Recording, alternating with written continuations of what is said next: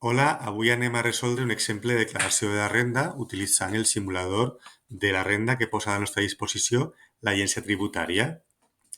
Anirem a nova declaració, introduirem les dades de la contribuent, que es diu Montserrat Pallaros García, el seu NIF, l'estat civil és divorciada, va néixer el 4 d'abril de 1984, és dona, no té discapacitat, resideix a Catalunya i aquí posarem les dades dels fills, aquí si són menors de 18 anys i aquí si tenen entre 18 i 24 anys. Montserrat té un fill que es diu Marc Gómez Pallarols, no té NIF, va néixer el 5 de març de 2022, conviu solament amb ella, no té discapacitat, és home i, òbviament, resideix a Catalunya. Hem de posar també si forma part de la unitat familiar o no. En aquest cas posarem que sí.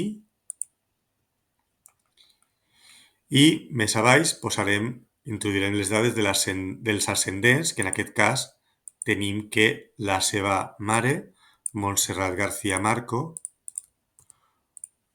conviu amb ella i té rendes inferiors a 8.000 euros. Va néixer el 15 de maig de l'any 1935, és ascendent, òbviament, del primer declarant i té una discapacitat superior al 33% i inferior al 65% sense ajuda de terceres persones. Amb això li donem a d'acord, i comencem la declaració. Aquí surt el resum de declaracions de la declaració sense haver posat cap informació més que les dades personals. Podem clicar en un dels apartats i anar a mostrar més opcions on podem anar pàgina per pàgina revisant les dades personals, situació familiar, decidint si donem el 0,7% de la quota íntegra a l'Església Catòlica o a ONGs o a cap de les dues, o a les dues, com hem marcat, si és declaració complementària i arribaríem a rendiments del treball. Anem a aquest apartat per a introduir que ha tingut a 2023 uns rendiments de 50.000 euros, li han retingut 8.000 euros i ha tingut unes despeses de seguretat social de 3.000 euros. En aquest espai podríem posar les quotes pagades a sindicats i a col·legis professionals.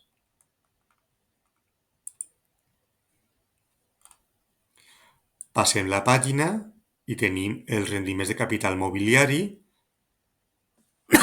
on introduirem els rendiments que ha obtingut per interessos de comptes corrents. Ha obtingut 2.000 euros amb unes retencions de 380 sense despeses i, a més, uns dividends de 1.000 euros amb retencions de 190 i unes despeses d'administració i dipòsit de 50 euros. En qualsevol moment podem donar-li a resum de declaracions i anem veient com va quedant aquesta declaració.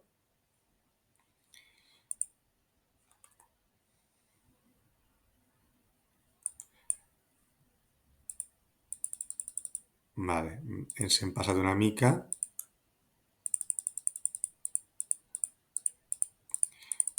Després dels rendiments de capital mobiliari haurem d'introduir l'informació sobre béns immobles.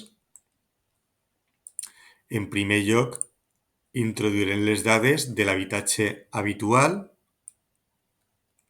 que és un habitatge que és 100% propietat de la contribuent, un immoble urbà, que té referència catastral que la copiem i enganxem.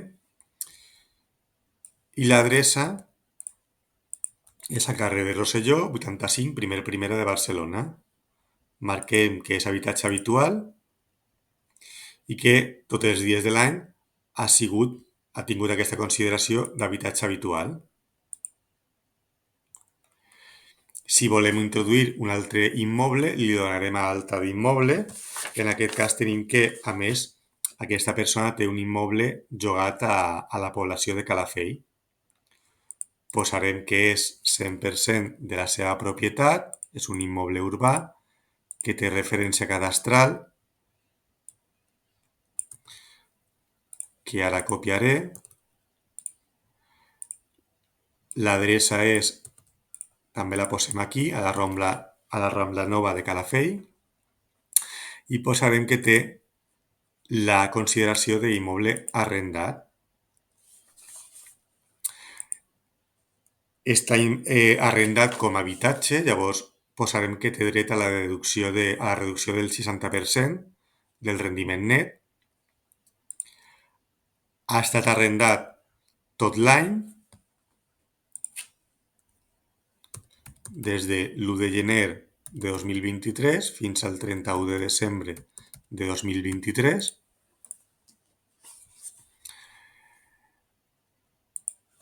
El temps que ha estat arrendat amb aquest contracte de lloguer és el mateix.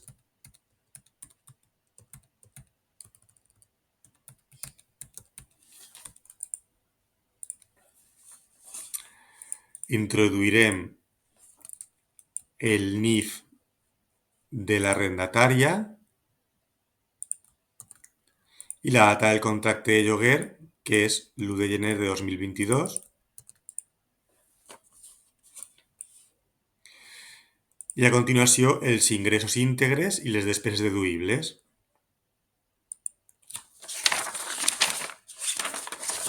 Posarem que ha tingut una renda del lloguer de 12.000 euros, unes despeses de reparació,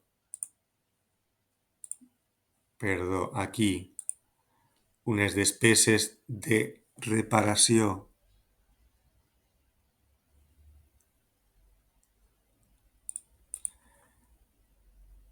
que hauríem de posar el NIF del professional que ha fet la reparació.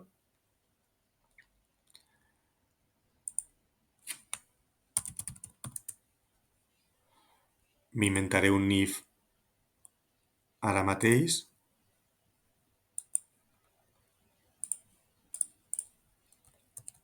I posarem que la despesa ha sigut de 1.500 euros.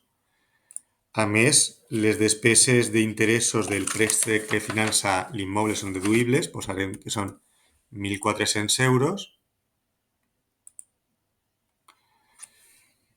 I altres despeses com de comunitat té 600 euros.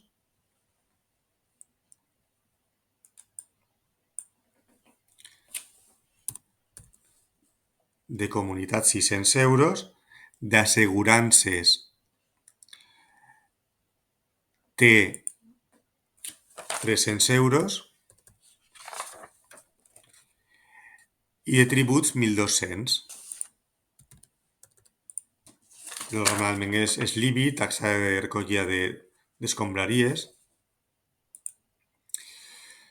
Hi ha un apartat per a introduir l'amortització de l'immoble on hem de posar les dades de la compra de l'immoble o de l'herència, si es compra és una adquisició onerosa, si és una herència lucrativa.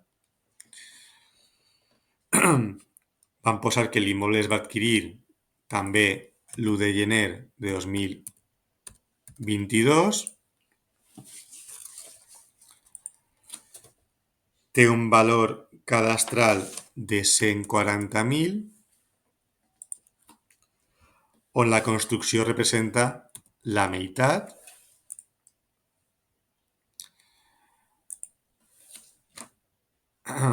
I l'import d'adquisició va ser per 200.000 euros, més despeses i tributs, posarem 22.000 euros. Aquí posaríem si hi ha hagut millores. I l'amortització de l'immoble serà aquesta quantitat que ens surt calculada automàticament i ja tindríem la informació del lloguer introduïda. Podem anar veient com queda el resum de la declaració amb totes les dades de rendiments del treball, capital mobiliari, rendiments del capital immobiliari,